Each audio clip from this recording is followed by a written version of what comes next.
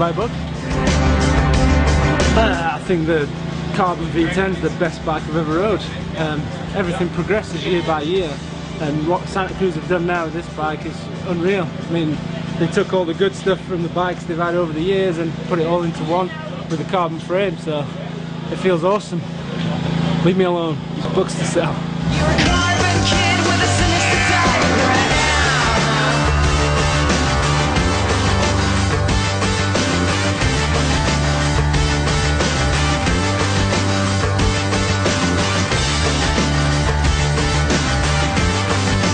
Talking about the new V10 still.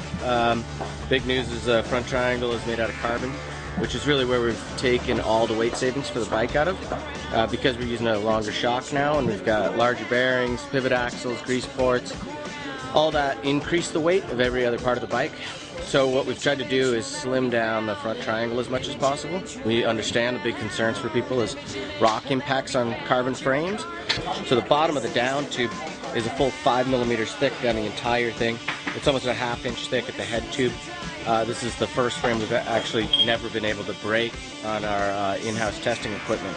Probably about 2 millimeters of sacrificial carbon on the bottom just for rock impacts before aramid layers that are underneath that help absorb impact specifically from rocks. And what's different about a carbon frame from an aluminum frame, where this seat mast area is really tall, it might look fragile when you're talking about with aluminum, but with a carbon frame we can make all of this really thick through this area where it handles a ton of the tension from a force of a rider landing on top of the saddle, either in a crash or some sort of no-footed landing. And that's the beauty of carbon, is that you can make different wall thicknesses all over the sides of the tube, the length of the tubes, and where all the joints come together and make it direction-specific strength, which is the reason that we went to carbon from aluminum in the first place. When we were testing last week, I was doing back-to-back runs, like one on my carbon and then back to the aluminium one, and it is a huge difference, it really is, and I didn't expect it to be like that at all, so I'm stoked to be on it. I mean, it's an advantage, so I'm loving it. You're a carbon kid with a sinister diagram.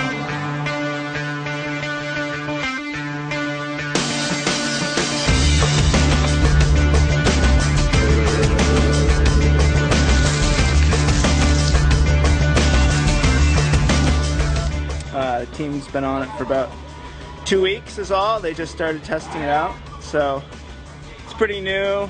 The whole idea is we wanted to add a lot of features, and if we didn't go carbon, the bike would actually get a bunch heavier than it was in the past.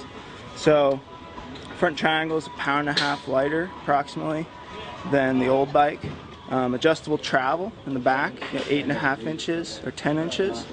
The team's always been on 10 inches, but there's a lot of call from consumers to get just a few more options, and you know, we want to please everyone. Hopefully everyone buys their bike, that's the idea. So really similar suspension feel. The bike's going to come with a adjustable headset. The idea is that you can change your angles independent of, say, wheelbase changes or bottom bracket heights, and it's just an independent pit tube angle adjustment. Yeah, that's most of the features.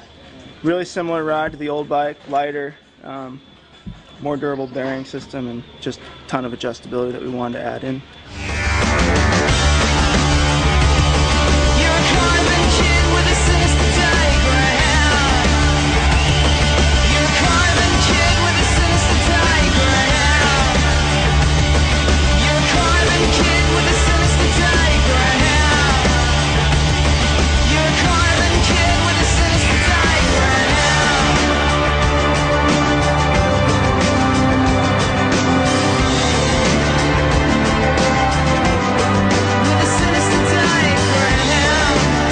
The Carbon V10 definitely is a lot subtler ride. It's smooth. It's really hard to explain the difference between the aluminum bikes and the carbon, but it's definitely is a soft ride, subtle. It's lightweight.